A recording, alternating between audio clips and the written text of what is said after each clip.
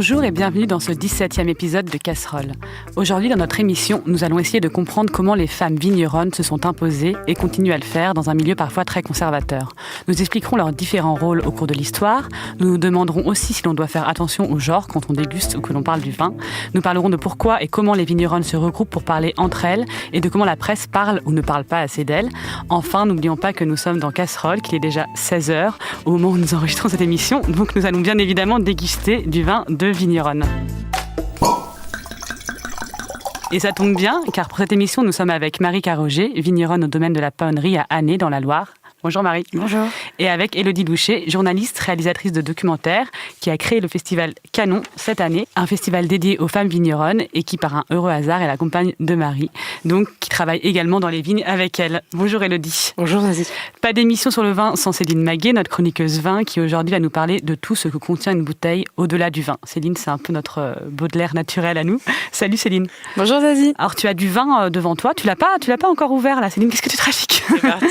Est-ce que tu peux nous dire les bouteilles que tu as devant toi, nous dire un peu ce qu'on va boire aujourd'hui? J'ai l'impression que c'est Marie qui les a ramenées et qui pourra en parler un peu mieux que moi. Alors, celle-ci, le rosé, là, c'est un Cabernet rosé sec, pressurage direct. Ça veut dire que le raisin, c'est du Cabernet Sauvignon, Cabernet Franc, qu'on a pressé directement, donc ça fait un super rosé. C'est qui l'a fait? C'est toi? C'est moi et Sandra, une amie. On a récupéré des vignes. C'est un projet éphémère, en fait, qu'on a fait que pendant une saison. Donc ça, c'est le fruit du projet, mais maintenant, on n'a plus les vignes, en fait. Donc on a la chance de boire ce vin. On ne pourra pas le boire l'année prochaine. Non. Donc Céline, tu es en train d'ouvrir le vin. Bien évidemment, avant de commencer cette émission, on doit vous passer un petit message. L'abus d'alcool est dangereux pour la santé, à consommer avec modération. Marie, est-ce que tu peux nous raconter, peut-être pour commencer, comment tu es devenue vigneronne? Déjà, mes parents sont vignerons. Je ne sais pas si on est vigneron. Si on le devient. Oui, c'est ça. En tout cas, je suis née dedans. Et en fait, c'est en 2016. J'étais brocanteuse. Enfin, je travaillais en brocante. Ouais, t'as pas tout de suite pris le parcours tout tracé. Ouais. Non. En fait, c'était vraiment quelque chose que je voulais pas faire d'ailleurs. Parce que je trouvais ça trop galère. Et par rapport au gel, par rapport à tout ça. Donc, je suis partie et j'ai fait de la photo, de la brocante. Et à un moment, la vigne a gelé complètement, le domaine de mes parents. Et là, en fait, j'ai ressenti le besoin de revenir, alors pour les aider, mais aussi vraiment pour essayer de comprendre le vivant, le sol, la plante, et essayer d'être là pour elle, en fait. Du coup, c'est venu tout naturellement. Donc, j'ai dit à Élodie, un peu en pleurant, j'ai une idée de ce que je veux faire, je veux monter. Bon, apparemment, elle était d'accord, donc voilà. Et ça, c'était il y a 3 ans, donc tu es retournée dans les vignes de tes parents, peut-être là où tu avais grandi en partie. On est arrivés, alors c'était un peu une année compliquée, vu qu'il n'y avait pas de raisin, donc c'était aussi pour apporter un peu de vie, et puis... essayer d'être là, quoi. Et en fait, on a quand même réussi. On a fait des vendanges en famille. C'était un peu les vendanges de l'apocalypse, mais finalement, c'était beau. Il y avait plein de solidarité et tout. Et puis, donc là, c'était complètement clair pour moi. Et à ce moment-là, j'ai récupéré des vignes, donc le vin qu'on boit là. Donc le rosé qu'on est en train de rosé. boire. Ouais. Et là, je me suis dit, bon, allez, hop, je vais voir le propriétaire. Bonjour, je peux prendre vos vignes? Oui, voilà. Et voilà, c'est des vignes qui étaient plus utilisées. Elles étaient abandonnées. Du coup, elles le sont encore maintenant. Donc, si quelqu'un veut les récupérer. Et maintenant, tu es retournée sur le domaine de la Paonnerie? Non, j'ai quand même... j'ai une parcelle de muscadet. D'accord. Qui était en chimie, en fait, qui était abandonnée, que personne ne voulait, et qui est sur le bord de la Nationale. Ça envoie pas trop du rêve. Mais moi, elle m'a tout de suite parlé. Et du coup, j'ai décidé de sauver cette terre. Donc, de la passer en bio, et voilà. Donc ça, c'est mon muscadet qui va être mis en bouteille mercredi. Ah, génial. Et on entend souvent vigneron de père en fils ou de père en fille. Et on n'entend pas souvent vigneron de mère en fils ou de mère en... Comme si toute la génération, pas la vôtre, mais celle de tes parents, comme s'il n'y avait pas eu de femmes dans cette génération-là. Alors, on sait que c'est pas vrai. Comment on l'explique? Elles étaient où, les femmes de cette génération-là? Ça dépend. Enfin, si on considère les grands domaines... traditionnelle, la femme, elle était au bureau. Après, je pense qu'il y en avait qui vinifiaient, mais c'était pas vraiment dit. Par rapport à mon histoire à moi, mon arrière-grand-père vinifiait et ma grand-mère, elle adorait tailler et le muscadet. Donc, je pense qu'elle mettait sa touche au muscadet, mais c'était vraiment une histoire de mec, quoi. Et les femmes étaient vraiment dans les vignes, en fait. Et ta mère, elle a un rôle aussi, parce que dans le domaine, il y a écrit, dans ton domaine, c'est Agnès, Jacques et Marie Carroger maintenant qui a écrit sur ma mère, alors elle a un très très bon goût, donc on fait toujours appel à elle avec mon père. Mais après, elle n'a pas trop de rapport direct à la vinification. Mais parce elle que a un rapport à la terre très fort. En revanche, elle va tailler, ce que ne dit pas Marie. Et puis, effectivement, elle a une vision très humaine des gens qui travaillent à la PAO et qui sont venus collaborer. Donc, il y a plein de... Pour elle, c'est un outil social. Donc, en fait, elle y amène une mayonnaise essentielle pour ce qu'est la paonnerie aujourd'hui. Voilà, elle est essentielle dans la confection. Oui, bien sûr. En fait, on est une équipe. Et ça, c'est aussi ce qu'explique l'auteur Jean-Louis Escudier, qui a fait une thèse qui s'appelle « Les femmes et la vigne, une histoire économique et sociale de 1850 à 2010 ». Donc, c'est sur une très longue période qu'il a étudié les femmes dans le vin. Et il explique qu'il y a toujours eu beaucoup de femmes dans le milieu du vin, mais qu'elles étaient assignées à des tâches non visibles.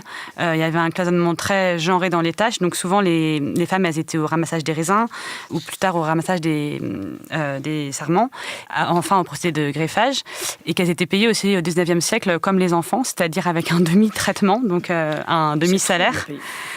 Donc elles étaient destinées à un travail plus précaire. Ça, il explique que c'est des situations qui ont évolué, notamment avec la Première Guerre mondiale, où les femmes ont dû faire le travail que les maris ne pouvaient pas faire parce qu'ils étaient partis faire la guerre. Donc elles ont travaillé dans les vignes. Et enfin, dans les années 50-60, encore une fois, elles ont été aussi exclues du processus de mécanisation des vignes. On disait que ce n'était pas fait pour les femmes. C'était le rapport à la pénibilité qui était remis en cause, oui, voilà. effectivement. Et les femmes étaient interdites de cuverie.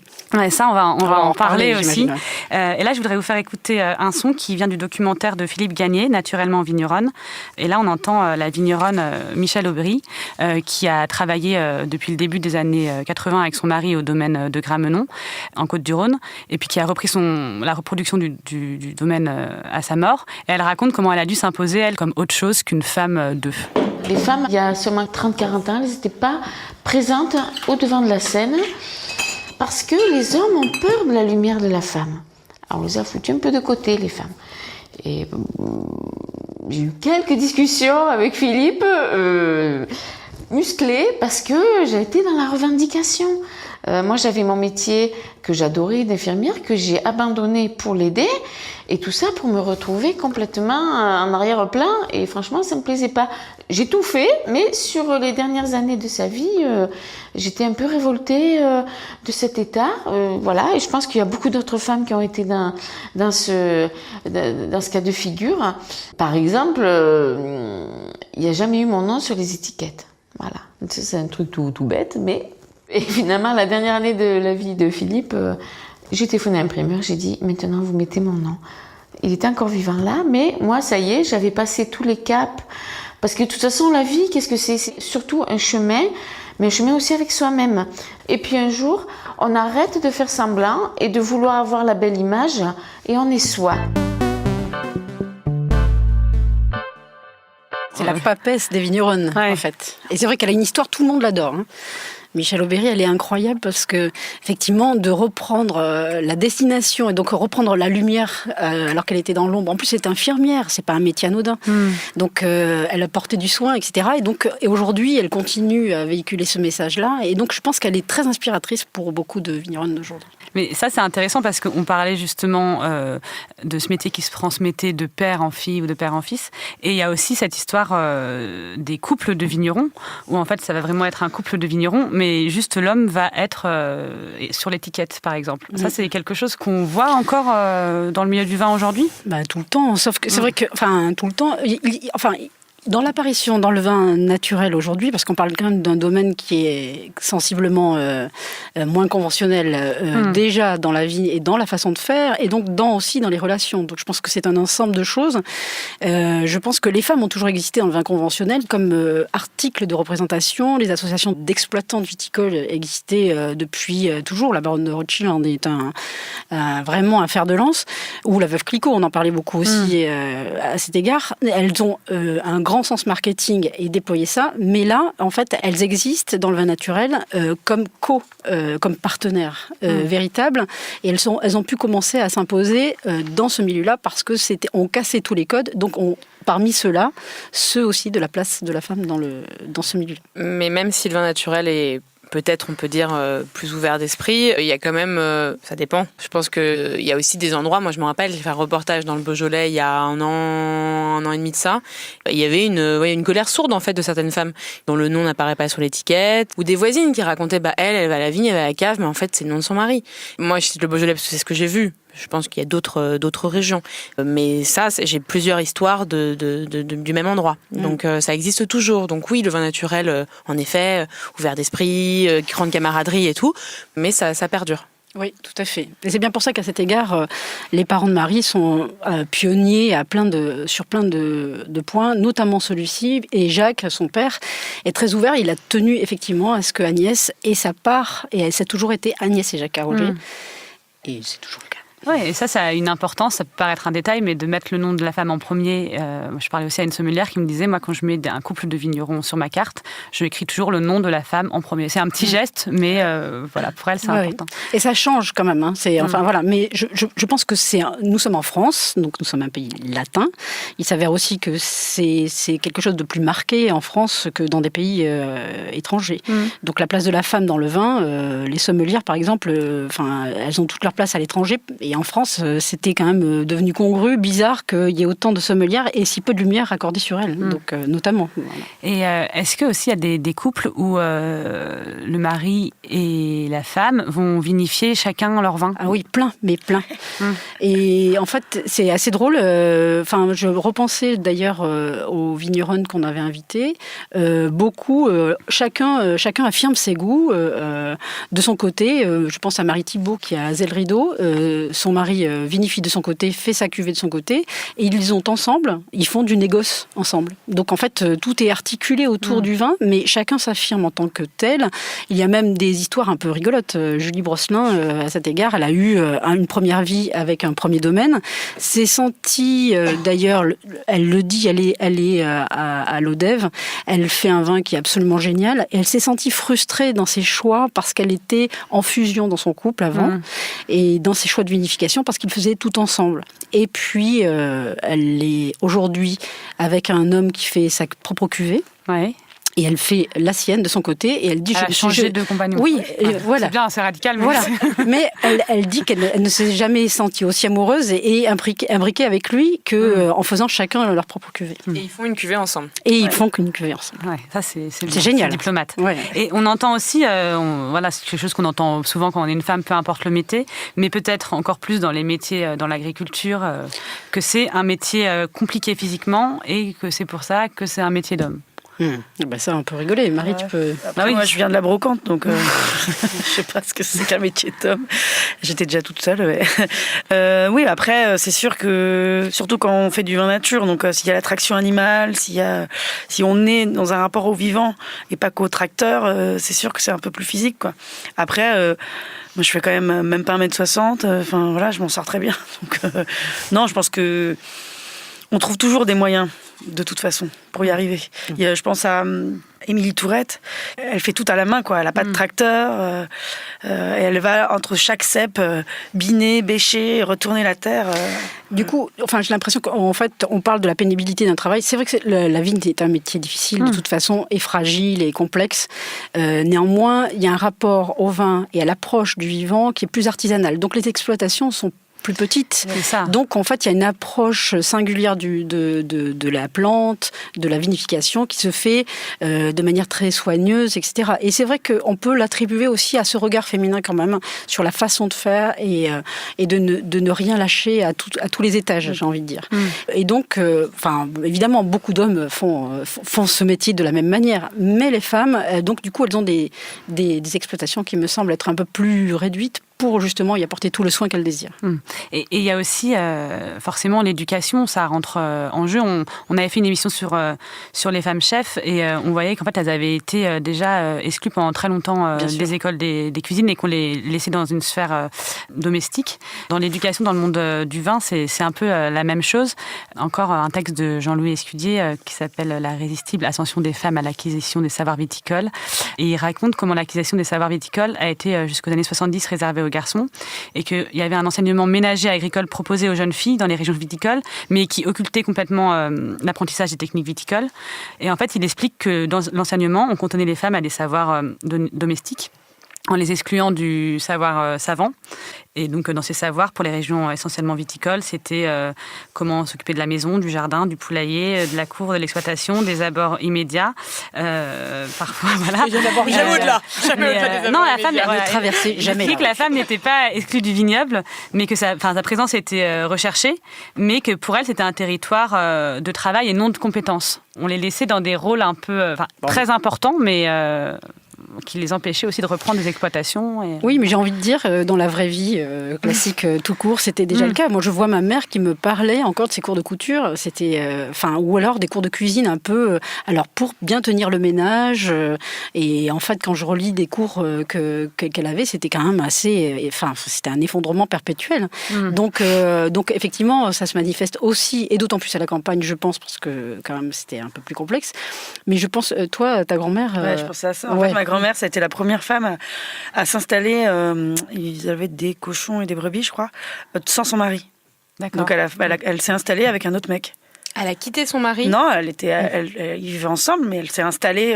Et elle s'est battue pour en tant qu'agricultrice avec un autre mec, pas avec son mari. D'accord, ok. Donc un partenaire en fait, voilà, de travail. Ça, ouais. Okay. Et elle s'est battue auprès des instances rurales pour pouvoir obtenir le fameux statut d'exploitante agricole qui n'existait pas. D'accord. Et toi, Marie, justement, comment ça se passe? Tu n'as pas fait des études à proprement parler de... Non, moi je suis un peu un ovni, mais du coup, je vais m'installer bientôt, vraiment, comme une grande. Pour l'instant, je suis un bébé, quoi. Je suis cotisant solidaire, ça s'appelle.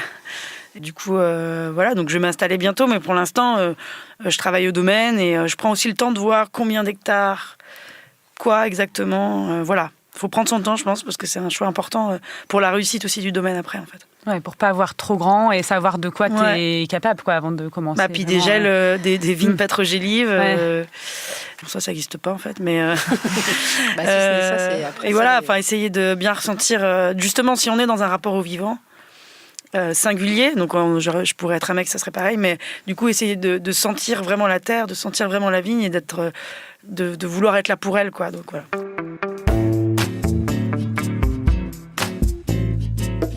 Élodie, tu l'as évoqué tout à l'heure, moi c'est quelque chose que je ne savais pas du tout avant de préparer cette émission. Donc on sait qu'il y a des croyances populaires autour des femmes, et notamment des femmes quand elles ont leurs règles, qui peuvent par exemple faire tourner des mayonnaises. Oui, c'est ça. Voilà, ça c'est... Oui, et ça existe aussi, et ça existe dans plein de pays d'ailleurs, hein, sur plein de... Mais quand tu parles de croyances populaires, je dirais plutôt de croyances tout court. C'est-à-dire qu'en fait, c'est plutôt attaché à la religion quand même. Ouais. Le sang étant effectivement bizarrement, mais impur. Et puis face au vin qui est le corps du Christ, évidemment, tu doubles la mise. Donc les vignes et les vigneronnes, non, les femmes qui étaient femmes de vignerons étaient interdites de cuverie parce qu'elles étaient susceptibles de faire tourner le vin. Donc voilà. On se pose là.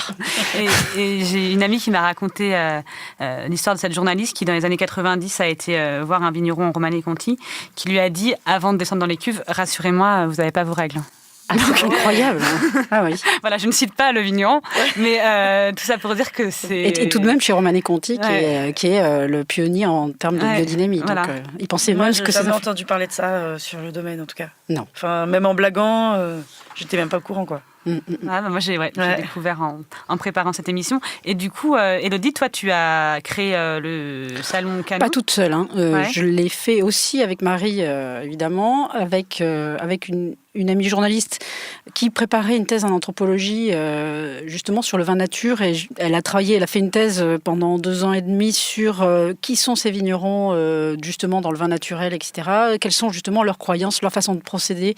Donc, j'avais besoin aussi de m'adosser, enfin nous avions besoin de nous adosser aussi à un savoir, et puis évidemment on l'a fait aussi avec une amie qui est sommelière. Enfin voilà, à force de discussion on se disait bien qu'il fallait une visibilité supplémentaire et légitime légitime pour les vigneronnes, surtout dans ce domaine-là. C'est important. Parce que ça n'existait pas. Donc, Canon, peut-être tu peux nous expliquer en quelques mots ce que c'est. Tout bête, c'est un festival. Enfin, c'est pas un festival. Peut-être que ça le deviendra d'ailleurs, je ne sais pas. Mais en tous les cas, c'est un salon des vins, tout bête, et qui regroupe que des vigneronnes en vin nature. Donc, l'idée, c'était de regrouper des vigneronnes de partout en France d'abord, mais peut-être aussi avec des accointances dans d'autres pays, notamment là, parce qu'il y avait une vigneronne qui était géorgienne et qui avait besoin sans doute de se regrouper aussi parce qu'elles avaient... c'est rigolo parce qu'en fait, en faisant des salons, en fait, c'est venu. Je parlais avec Élodie Aubert du Claudissime, qui disait qu'en fait, comme c'est un métier relativement solitaire, au-delà de la pénibilité dont on parle, etc., c'est en fait le besoin de partage est très fort chez les vignerons, notamment dans l'adversité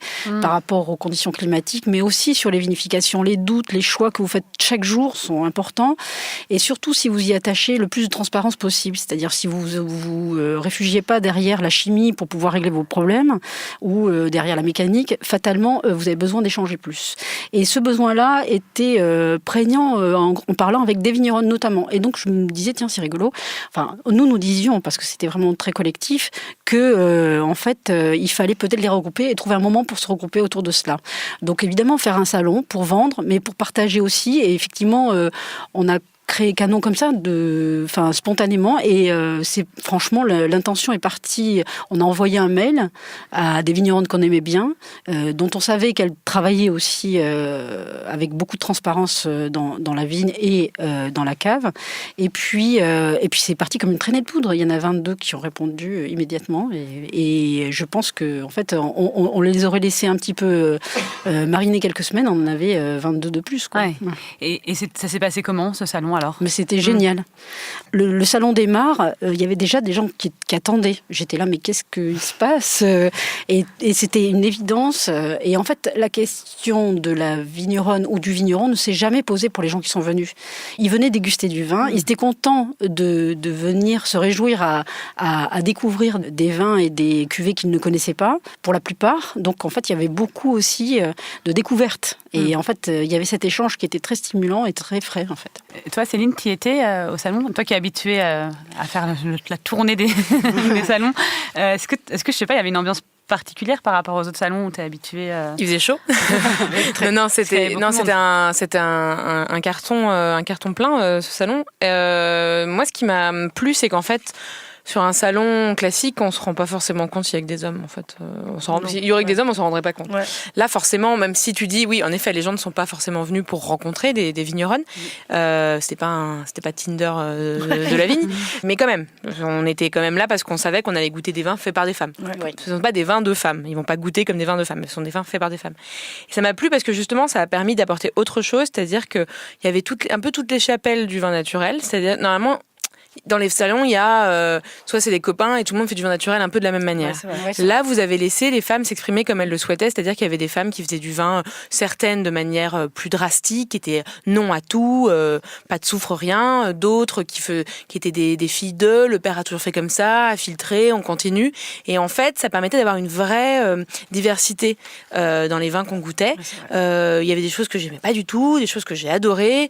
Voilà, c'était une vraie expérience. J'ai beaucoup aimé, notamment. Et par la suite, le dîner qui a suivi, à pouvoir discuter avec ces femmes qui, au final, ne parlaient pas de problème de femmes, parce que c'est pas, on parle pas, voilà. Mais j'ai pu notamment échanger avec Mylène Bru, qui me parlait de l'échange avec son père, aussi la difficulté d'être femme vigneronne. Et c'était des discussions qu'on n'a pas souvent l'occasion d'avoir lors des salons, parce qu'on pose pas ces questions-là lors des salons, en fait. C'est pas le sujet. Voilà. C'est comme ça qu'est venue l'idée aussi, c'est en allant de salon à salon, parce que moi, avec le domaine, on expose, donc on est là, et puis je vais forcément aller voir, un tel, ça m'intéresse, quel est son parcours et tout. Et puis c'est comme ça, en discutant, mais ça serait bien qu'on se retrouve toutes pour justement avoir ces conversations, quoi. Et c'était génial. Et vous allez refaire l'année prochaine, alors ? Mais oui, en fait, le désir complètement et spontanément. Et puis pour nous, c'est devenu du coup une évidence. C'est devenu une évidence. Voilà. On s'est dit, cette espèce de sororité, évidemment, qui peut être de bonne aloi aujourd'hui, peut-être très à la mode, peu importe, mais après tout, pourquoi pas prendre la part des riches, j'ai envie de dire, et s'enorgueillir aussi que c'est un succès. Et voilà. Et j'ai lu aussi que vous alliez, grâce à l'argent du salon, pouvoir aider une vigneronne à s'installer. Alors, ce sont des discussions qu'on a d'ailleurs lancées après le salon, grâce au succès du salon. C'est une petite association. Et effectivement, on s'est dit que l'argent ne pouvait pas ne pas servir, en fait. La vocation, c'est d'impulser quelque chose, de mettre en lumière le travail des vigneronnes. Mais on s'est dit qu'en fait, en réalité, plutôt qu'une installation que je trouve un peu pyramidale, voire un peu déique, justement, on s'est dit, mais l'idée, ce serait peut-être de créer un fonds pour soutenir les vignerons dans des situations précaires, en cas d'intempéries notamment. Et on a envoyé un mail en disant que voudriez-vous faire de ces bénéfices-là, et elles nous répondent toutes. On aimerait bien qu'il y ait une espèce de fonds qui serve à toutes d'ailleurs en cas de fragilité, on va dire. Et moi, ce que je trouvais super aussi dans ce que vous avez fait, c'est que vous avez fait écrit un portrait de chacune des vigneronnes. Oui. J'en ai lu pas mal. Et en fait. C'est génial de voir leur parcours, mais en fait, ça donne surtout super envie de se promener et d'aller goûter leur vin. Et là, dans ce que vous disiez, on voit l'intérêt des femmes à se regrouper. Et pourtant, certaines personnes, ça c'est encore des discours qu'on entend aussi dans d'autres milieux, disent que c'est un peu dangereux de se regrouper entre femmes. Je lisais un papier du Monde qui s'appelle « Les femmes poussent le bouchon toujours plus loin ». Donc il était sorti en 2017, c'était avant MeToo. Et ça commence avec la réaction d'une femme qui écrit sur le vin, qui s'appelle Laure Gasparetto. Et donc elle reçoit une invitation à déguster le vin de 82 vigneronnes. Et voilà comment elle le commente. Elle dit: ce qui compte, c'est que le vin soit bon, qu'il soit fait par une femme, un homme, un noir, un juif, un protestant. On s'en fout. Créer des ghettos est contraire à la philosophie du partage du vin. Si les hommes se montrent parfois machos, les femmes ne doivent pas réagir de la même manière. Elles font une erreur historique de se réunir dans des associations au nom de leur sexe. Alors, l'article ne donne pas la parole qu'à elle. Il y a d'autres journalistes qui ne sont pas du tout d'accord. Vous en pensez quoi? Est-ce que c'est des choses que vous avez entendues au moment où vous avez voulu créer ça? Oui, puis ça a été même lieu et matière à débat. J'ai envie de dire, on peut aimer la laitue et les épinards. C'est comme ça que j'ai répondu, en fait. Moi, j'adore les vignerons et ce qu'ils font, en fait. Et c'est parce que le soleil peut être à un moment donné sur le travail des vigneronnes que l'ombre sera jetée sur les vignerons, notamment en nature. Il n'y a pas d'opposition ni de débat. C'est-à-dire qu'en fait, il s'agit de faire la part belle à ce moment-là et de pousser un petit peu. C'est vrai que elle représente une large place désormais du métier de vigneron, et il n'y a pas de raison de ne pas leur laisser la place. C'est tout. Il ne s'agit pas de rivaliser, de concurrencer. Et je peux comprendre qu'on dise, mais moi, n'importe quel vin vaut, et je n'ai pas envie de faire de distinguo quand je bois un vin, de savoir si c'est un vin de femme ou un vin d'homme. En revanche, quand je les rencontre, j'ai envie de rencontrer leurs histoires, leur parcours, et ça m'intéresse aussi de savoir comment, en fait, être une femme à la vigne a du sens. Et est-ce que, Marie, tu penses qu'il y a des régions où c'est plus facile de s'installer quand on est une femme que d'autres? Oui, ouais. Après... Les territoires pauvres. Ouais, c'est ça. Dans le Muscadet, par exemple, c'est très facile de s'installer quand on est une femme. Mais personne ne le fait parce que personne n'a envie de s'installer dans le Muscadet. Non, mais je rigole. Mais oui, je pense qu'effectivement, quand tu as des grosses appellations, je pense à Bordeaux, en Bourgogne, je pense que c'est compliqué aussi. Champagne, j'en parle même pas.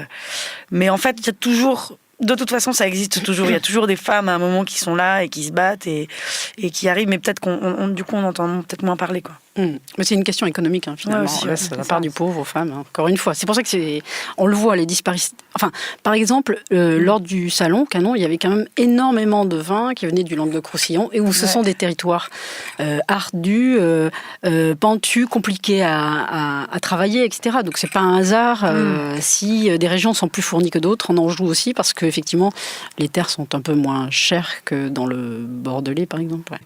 On l'a dit plus tôt, donc homme ou femme. Donc les vignerons partagent les mêmes angoisses et c'est l'objet de ta chronique, Céline. On l'a abordé à plusieurs reprises avant. Vous avez parlé du gel, vous avez parlé de... Voilà, peu importe le sexe, en fait, on va connaître ça. Parce qu'on oublie souvent, quand on se sert un verre, ce qu'il y a derrière. On est là, avec devant nous un joli jus, blanc, rouge, rosé, voire orange, dans sa bouteille, toute vert vêtue, prêt à consommer. Mais il y a dans cette bouteille quelque chose qui ne se voit pas. Ce sont les angoisses des personnes qui l'ont fait. Leur joie aussi, ne soyons pas pessimistes. Et dans la vie des vignerons, il y a des mois plus angoissants que d'autres. Des mois à guetter, à surveiller, à se ronger les ongles pour ceux qui ont cette manie, car les aléas climatiques font partie de la vie des vignerons. Et au mois d'avril, c'est le gel qui rôde. Jusqu'au sein de glace, du moins. C'est quoi les seins de glace alors ? C'est une croyance populaire qui existe depuis le Moyen-Âge.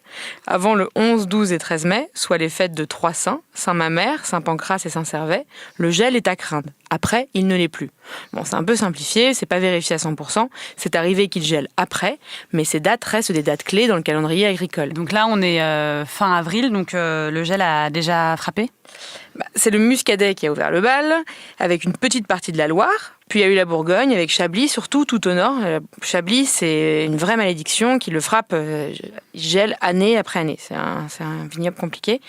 Et après, ensuite, il y a eu le Beaujolais et le Bordelais qui ont aussi eu des nuits sans sommeil. Et le gel, ça fait quoi exactement aux vignes ? Sans tomber dans la formule de grand-mère, il n'y a plus de saison et compagnie, il faut dire qu'on n'a pas vraiment eu d'hiver et le printemps s'est installé avant l'heure.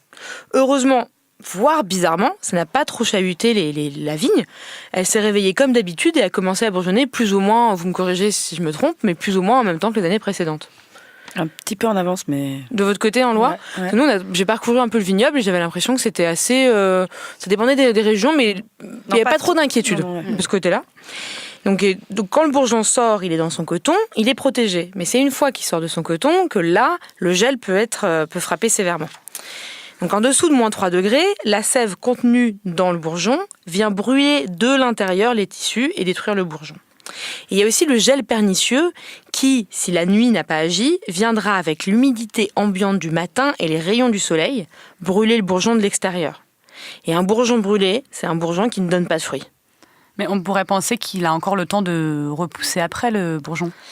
C'est vrai, vas-y. Mais le souci, c'est que le deuxième bourgeon n'est pas souvent fructifère. Il ne va pas produire de fruits. Et du coup, pas de fruits, pas de vin, pas d'apéro. Et donc les vignerons, ils peuvent rien faire quand leur vigne ont gelé, c'est fini. Mais ils peuvent essayer. Donc il y a la solution photogénique des braseros ou des bougies déposées entre les rangées de vignes. Il y a celle impressionnante des hélicoptères qui passent au-dessus des vignes et qui, en brassant l'air, font remonter la température plus bas. Parce que les hélicoptères, ils envoient rien sur les vignes. Ils envoient rien. C'est ils vont juste brasser le fait l'air. de En brasser fait, l'air. ils vont réchauffer. Ils vont réchauffer leur ambiance. Mais ça marche pas toujours. Non, justement, ce sont des solutions qui sont pas forcément Là, ça n'a pas marché, par exemple. Cette année, ça n'a pas marché. dans tous les. En Bourgueil, ça n'a pas marché. La réponse en live. Et il y a encore l'aspersion. Donc c'est l'aspersion d'eau, c'est aussi étonnant que ça puisse paraître. On arrose les vignes avec de l'eau en continu et l'eau en gelant va dégager de la chaleur et maintenir le bourgeon à 0 degré et à 0, ça ne gèle pas. Puis aussi ceux qui s'assurent contre le gel, mais comme disait un vigneron dont malheureusement aujourd'hui le nom m'échappe, il m'a dit une fois en riant que c'est le meilleur rempart contre le gel. Depuis qu'il a assuré, il n'a plus jamais gelé. C'est du Ça coup, marche bien. c'est comme une assurance qu'ils doivent payer très cher, j'imagine. Voilà, c'est ça. Et... Bizarrement, ça n'aide pas grand chose. C'est souvent le cas. Mais en fait, toutes ces solutions, elles ont un coût. Et on le voit, et on l'a vu là ces derniers temps, c'est qu'au final, c'est souvent les vignobles les plus riches qui peuvent se les permettre. Les photos des braseros, les photos, ça vient de Bourgogne, voilà. Dans le Bordelais, ils ont utilisé des hélicoptères. Le Chablisien, ils sont un peu habitués maintenant à geler, donc ils ont tendance à maintenant investir parce que j'ai l'impression qu'ils n'ont plus trop le choix. Mais c'est les vignobles riches qui vont pouvoir se le permettre. Et comme vous l'avez dit, on n'est pas sûr non plus du résultat. Les vignobles plus pauvres, eux, vont subir un peu plus durement sans réelle solution, parce que ça a un vrai coût. Ouais, après, nous, par exemple, dans le Muscadet, on a la chance d'être collectivement soudés. Et du coup, là, on a mis en place, avec le GAB, le groupe en agriculture biologique, des réunions collectives pour justement essayer de discuter qu'est-ce que tu as fait toi, qu'est-ce qui a marché, qu'est-ce qui n'a pas marché, pour mettre en place parce que déjà, un hélico, super, mais ça n'a pas marché cette année. Donc même ceux qui avaient les moyens, ça n'a pas marché. Donc en fait, le problème, il est... Alors certes, les changements climatiques, maintenant je pense qu'il faut se rendre à l'évidence, on va geler chaque année. C'est pas grave, c'est comme ça. Mais du coup, il faut essayer de trouver des solutions ensemble et essayer d'avancer ensemble. Alors après, il y a des choses comme c'était interdit de bâcher les vignes, par exemple. Enfin, il y a des trucs un peu absurdes. Donc, en fait, c'est qu'est-ce qu'on peut faire, comment, avec nos petits moyens, on peut y arriver, voilà, et de mettre ça en place. Donc, c'est vraiment une réflexion, en fait, qu'on doit avoir ensemble. Et on n'est pas là pour se tirer la bourre entre... c'est vraiment, qu'est-ce que tu as fait, toi, voilà, pour essayer de trouver des solutions, puisque sinon, là, c'était dramatique. Hein, le lendemain du gel, la nuit du 3-4 avril, on s'appelait tous. Hein, c'était beau aussi, quoi. Et j'ai eu 3 fois des gens qui m'ont dit, moi, je vais arrêter, je crois. Donc être solidaire, ça permet de dire non, n'arrête oui, pas, c'était là maintenant, on va trouver des solutions. Notamment, nous, on voudrait peut-être, je sais pas, faire un négoce entre nous. Il y a des vignerons qui n'ont pas gelé qui vont donner. Moi, par exemple, j'ai pas gelé, donc je vais en donner à mes parents. Mais je veux dire, voilà, c'est s'organiser pour toi, donner ton raisin quand il n'a pas gelé et que les autres vignerons puissent vinifier avec. Ouais, voilà, c'est ça. Mais t'es pas obligé sur des années comme ça, même. Ça réchauffe tellement, quoi. Donc, du coup, voilà, faut pas démoraliser. C'est difficile, mais on va s'organiser et on va faire confiance aussi à la plante, en fait. Il faut quand même comprendre que c'est chronique désormais, ces problématiques-là. Donc, en fait, là aussi, le rapport aux femmes entre elles, il peut être curatif, c'est-à-dire s'aider après coup. Et donc, qu'est-ce qui est arrivé à qui et comment on peut l'aider, etc. Moi, j'ai reçu des coups de fil pendant la période de gel pour savoir qui faisait quoi et savoir aussi qui a besoin. Néanmoins, il y a un rapport préventif qui doit peut-être se mettre en place, puisque maintenant, on a compris que c'était sans doute durable. Et peut-être, Chinon, par exemple, ils s'organisent pour faire des stations météo spécialisées. C'est-à-dire qu'en fait, les météos, l'outil météorologique est un outil miraculeux, parce que en fait, il va permettre aussi à certains d'anticiper, notamment ce rapport riche-pauvre peut être cassé parce que certains pourront mieux anticiper. Mais qu'est-ce que vous faites si vous anticipez ? Tu peux mettre un voile d'hivernage, par exemple. Tu passes de la valériane. Donc c'est une préparation biodynamique ou même de la tisane de valériane que tu vas asperger. Alors nous on l'a fait là, à 19h, enfin le soir, et avant les rayons du soleil, tu en remets dessus. Du coup, en fait la plante elle est vivante. Donc nous quand on a froid, on se tend. Et c'est là qu'on prend froid. Et si tu détends, tu peux gagner du coup 1 à 2 degrés. La valériane, c'est la weed de la vigne. Ouais, c'est ça. Et après, tu as de l'homéopathie aussi. Alors, on a fait des essais, là.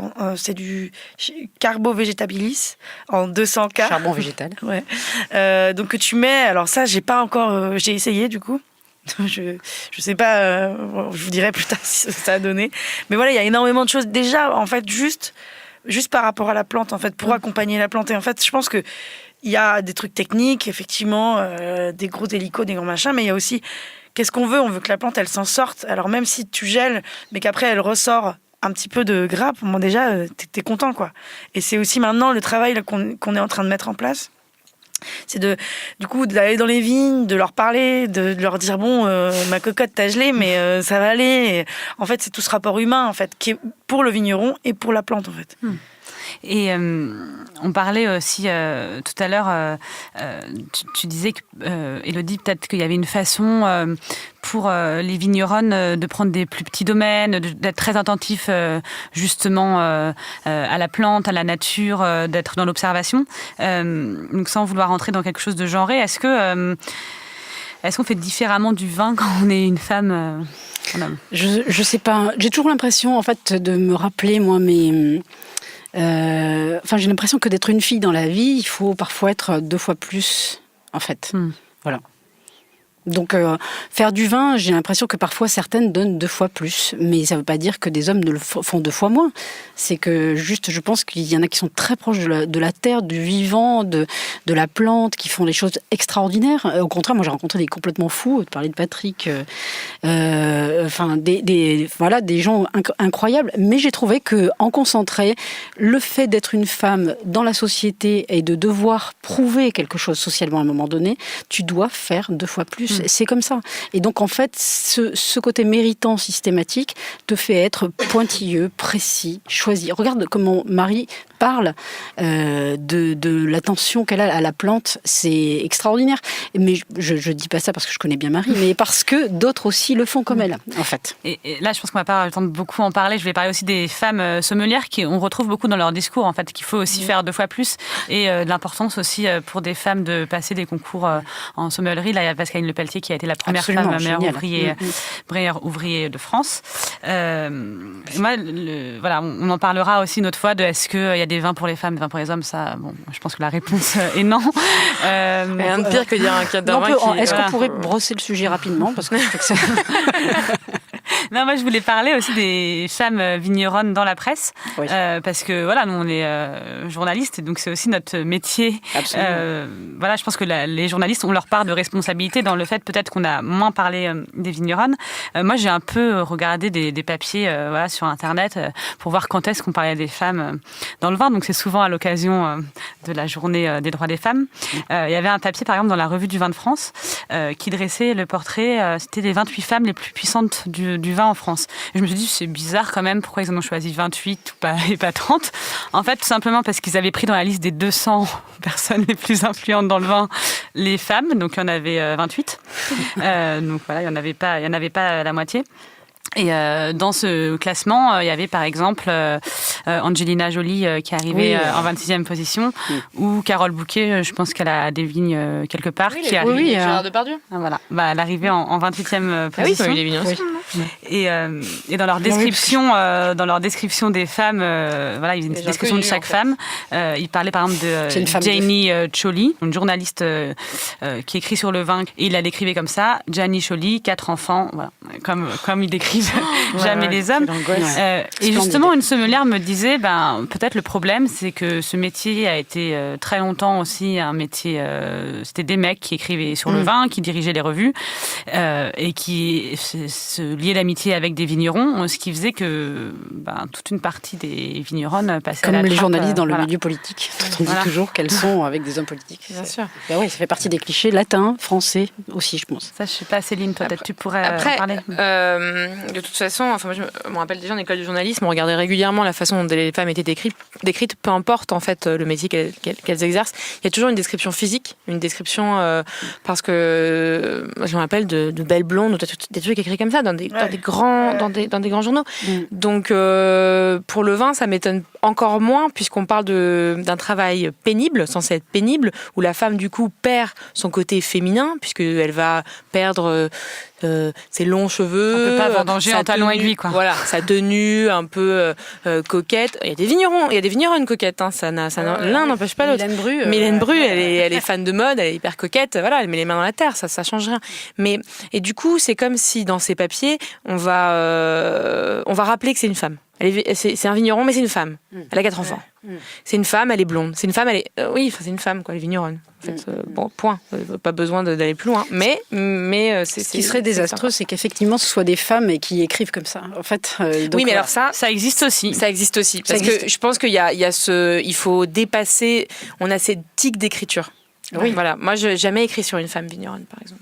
J'ai jamais écrit sur... Et j'aimerais bien.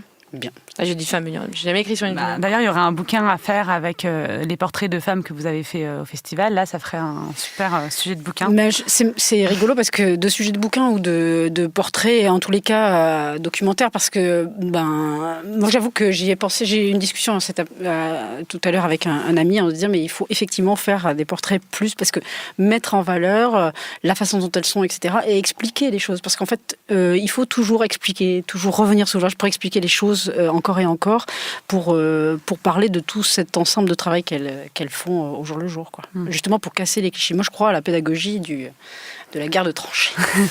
Et pour finir, moi j'ai aussi lu un papier dans Slate qui m'a fait beaucoup rire, qui s'appelle « Pourquoi les héroïnes de séries américaines boivent-elles toutes du vin ?» C'est un papier de Ève Lamandour, qui est enseignant-chercheur à l'Université de La Rochelle. Et donc elle a analysé la consommation des vins par les femmes à travers les séries. Donc ça commence avec Dallas, avec Sue Ellen, qui est un peu la pochetronne, qui est en train de cacher ses bouteilles. Et ça finit par les femmes dans les séries actuelles, là, qui sont comme Meredith Grey, qui ont des métiers à haute responsabilité. Donc Meredith Grey, elle est chirurgienne dans Grey's Anatomy. Et c'est toujours ces femmes qui arrivent chez elles et qui se servent des très très grands verres de vin. On ne comprend pas pourquoi elles ne sont pas bourrées parce que se servent des pintes. Et voilà, et c'est assez drôle. C'est vrai que la place du vin a changé. Voilà, elle raconte que la place du vin a changé et elle dit C'est ce que l'on boit en soirée, que l'on sort entre copines ou avec son amoureux. C'est aussi ce que l'on boit seul. La scène typique vue et revue dans les séries est celle d'une femme élégante rentrant chez elle en fin de journée. Les enfants ne sont pas encore rentrés. Elle a du temps pour elle. Il est 17h, 19h ou 22h. Les 2 premières choses qu'elle fait sont se déchausser et se servir un verre de vin. C'est vrai. Les gammes ouvertes dans le frigo toujours. Ouais. Oui, c'est ça. Oui, une source intarissable de vin aux États-Unis. Ouais, le c'est frigo. ça, fantastique. C'est des très très grands verres. On pourra faire des mèmes avec toutes les personnages de séries. Voilà, on arrive à la fin de l'émission. C'est passé super vite. Et comme à chaque fin d'émission, je vous demande un conseil. Voilà, je ne sais pas si vous l'aviez préparé, vous avez écrit ça dans le mail, mais ça peut être un vin, un bar tenu par une femme que vous aimez bien, un resto. On va commencer par Céline parce qu'elle a préparé son petit conseil, donc ça vous laisse le temps de réfléchir. Je vous conseille vraiment les vins de Sybille Baldassarre. Je vous conseille de goûter ça. La graine sauvage. Très rapidement. La graine sauvage. Je conseille ardemment de boire le futur muscadet de Marika Roger. non, ça c'est vraiment grande émotion, Anthocyam.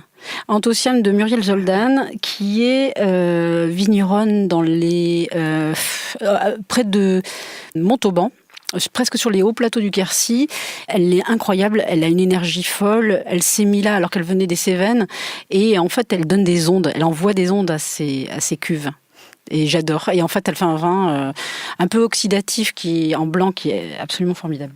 Et toi Marie, est-ce que tu as une recommandation pour nous ? Vous avez dit toutes les recommandations déjà. Je veux parler de Julie Brosselin, du coup... dont on a parlé tout à l'heure, et elle fait un vin blanc un peu oxydatif aussi, que j'adore. Et j'adore l'énergie qu'elle va mettre. C'est vraiment très singulier en fait. C'est assez rare. Du coup, il y a des gens qui n'aiment pas du tout, d'autres qui aiment. Et moi, j'aime du coup parce que c'est un vin que tu bois et tu sens la personne qui l'a fait, quoi. Il faut que vous partiez en tournée avec Canon dans toutes les villes de France. Voilà. Ça, on le problème, c'est goûter tous ces ouais, vins. c'est ça. Ouais, c'est ça. Ouais. Mais le problème, c'est qu'il y en a des vignes quand même. Ouais, c'est ça. Vous devez vous en occuper. Moi, j'ai beaucoup de liens à vous partager. Je vous remettrai tout en ligne. Il y a la cagnotte Ulule justement pour la rencontre qui va se faire pour Woman Do Wine. Donc, ils vont faire une journée de rencontre à la Bellevilloise.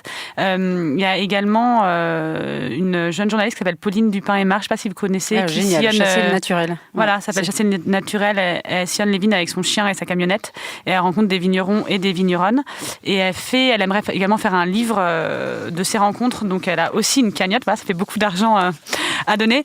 Je vous recommande également le documentaire Naturellement Vigneronne réalisé par Philippe Gagné. Je vous remettrai les liens. Je vous recommande aussi de voir les vins de Marie Carogé. Où est-ce qu'on peut les trouver, Marie ? Sur le site peut-être de la Paonnerie, on peut voir les points de vente ? Non. On n'est pas trop à jour. Mais faudra dealer ça avec Céline Maguet. Non, mais par exemple à la cave de Belleville. D'accord, bon, tout près d'ici. Et je vous remets aussi des références de la thèse de Jean-Louis Escudier qui est vraiment passionnante, Les femmes et la vigne, une histoire économique et sociale, 1850-2010, qui est parue aux presses universitaires du Midi. Alors, toutes ces références seront sur le site de Binge et sur la page Facebook de l'émission Casserole. Si vous voulez m'écrire, vous pouvez m'écrire à zazie@binge.audio ou sur mon Instagram zazimiamiam. Ça me fait toujours très plaisir de recevoir vos messages. Et si cette émission vous a plu, n'hésitez pas à mettre 5 étoiles sur iTunes. Je vous dis à dans 15 jours et en attendant, n'oubliez pas de bien boire. C'est important.